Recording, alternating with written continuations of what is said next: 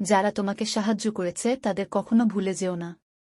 যারা তোমাকে ভালোবাসে তাদের কখনো ঘৃণা করো না।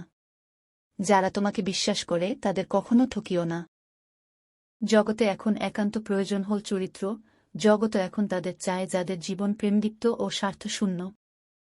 অনুতাপ কর না, পূর্বে যেসব কাজ করেছ সেসব নিয়ে মাথা ঘামিও না। এমনকি যেসব ভালো কাজ করেছ তাও স্মৃতিপথ থেকে দূর করে দাও।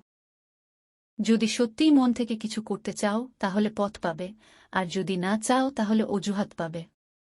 এমন কাজ করে চলো যে তুমি হাসতে হাসতে মরবে, আর জগৎ তোমার জন্য কাঁদবে। শুধু বড় লোক হও না, বড় মানুষ হও। কাজ করো নির্ভীকভাবে। এগিয়ে চলো সত্য আর ভালোবাসা নিয়ে।